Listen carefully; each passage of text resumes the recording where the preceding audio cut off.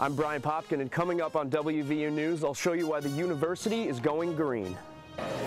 I'm Jeremy Jenkins, and coming up this week on WVU News, I'll tell you why a proposal in New York City could be beneficial to the Mountain State. I'm Francis Silva, and straight ahead, I'll tell you about a group of drugs that West Virginians are abusing at an alarming rate. Our award-winning WVU newscast starts now.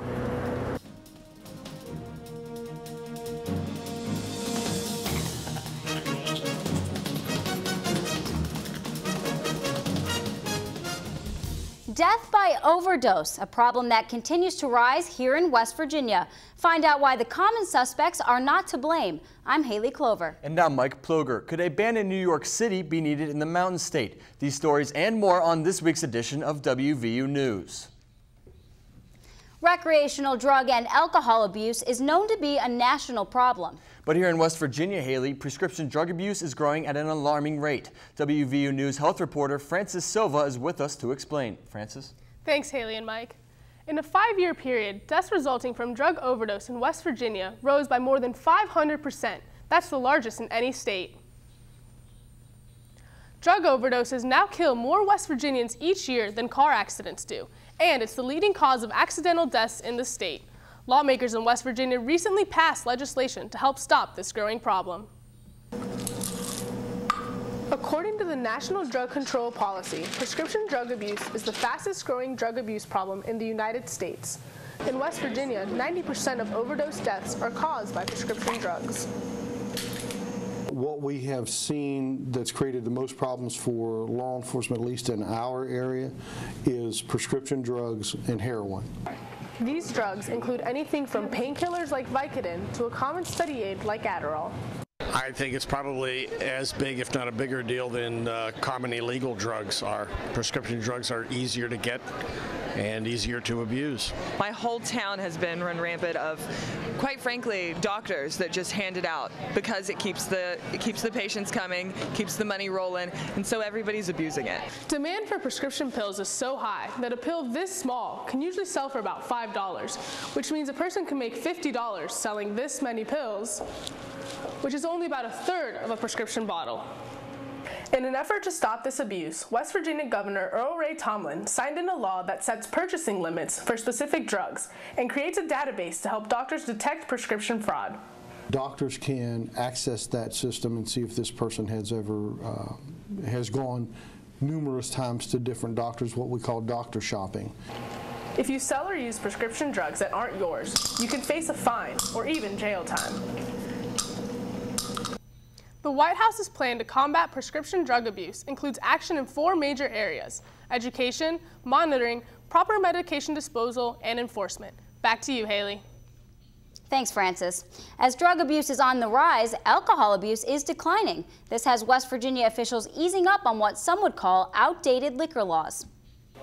Blue laws enforce religious standards and interfere with Sunday alcohol sales. As of now, West Virginia law states that liquor stores close on Sundays and that restaurants cannot serve alcoholic drinks until 1 in the afternoon. A new bill on the House of Delegates calendar will repeal the blue laws and move the time to 10 a.m., making it a lot easier for people to enjoy their Sunday brunch mimosa.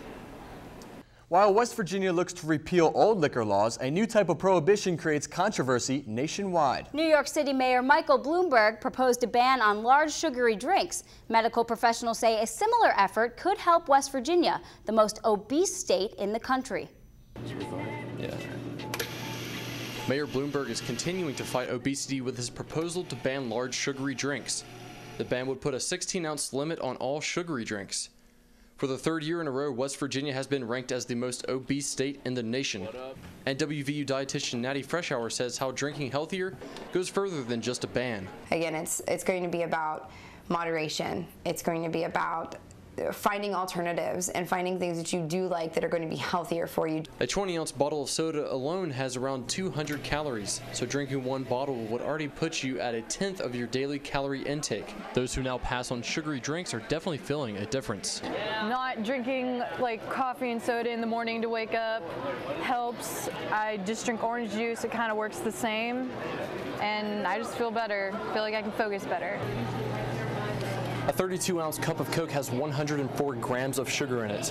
But if this ban is to go in effect, this 16-ounce cup is the largest cup available for you to fill up. The ban was shot down by a New York City judge, but the city is looking to reinstate the ban. Ianello isn't sure if a ban like this is the best idea. People really want their sugary drinks. They're gonna get them. They'll be getting like 6 of those 16-ounce drinks to get it. Only time will tell if this ban will spread to West Virginia.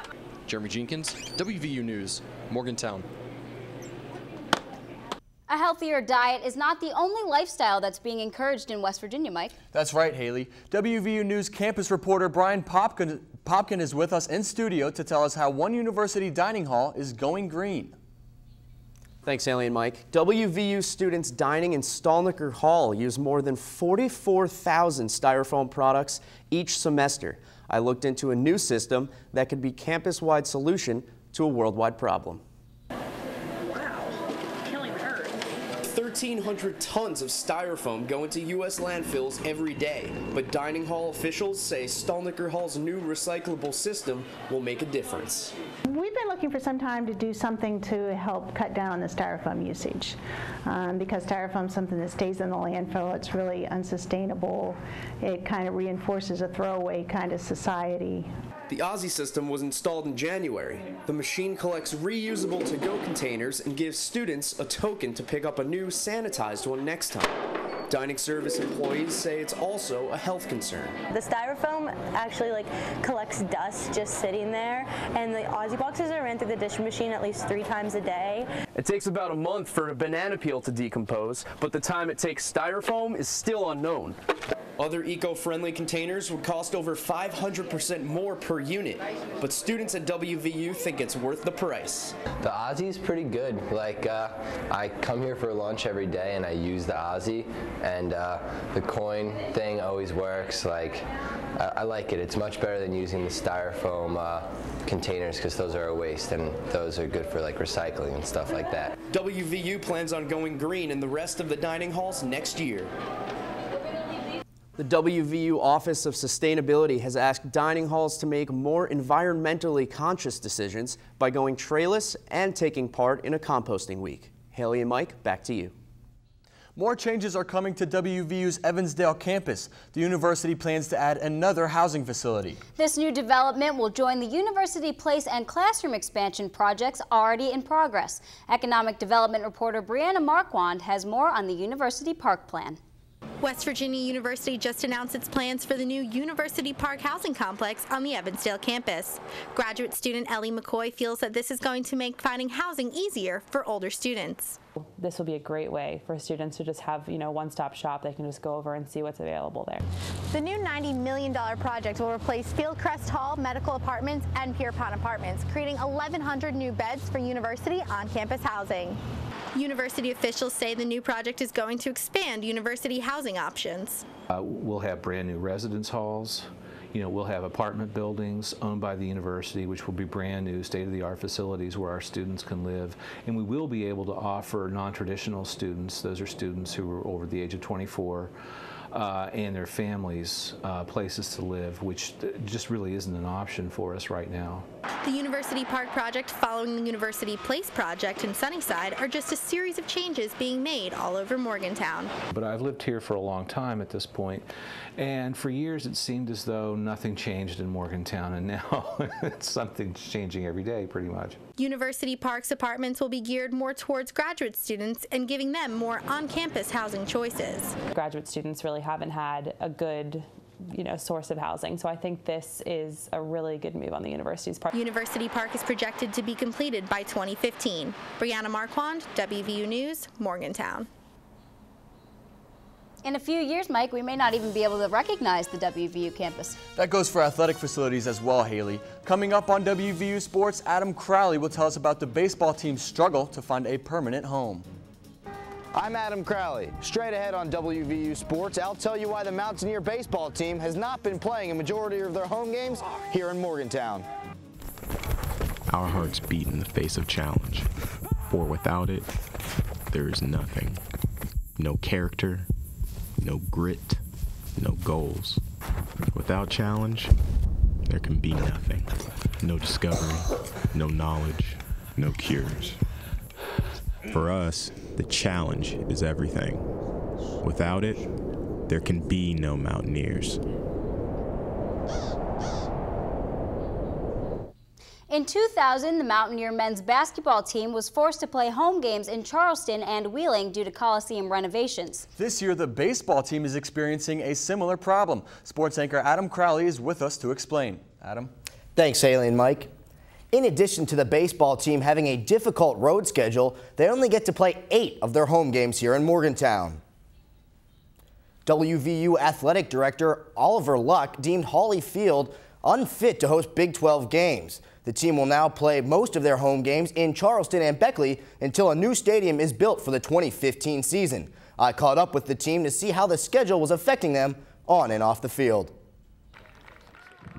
The Mountaineer baseball team has exceeded expectations this year under new coach Randy Mazey, but it's been difficult given a travel schedule that has the Mountaineers playing most of their home games an average of 160 miles away in Charleston and Beckley.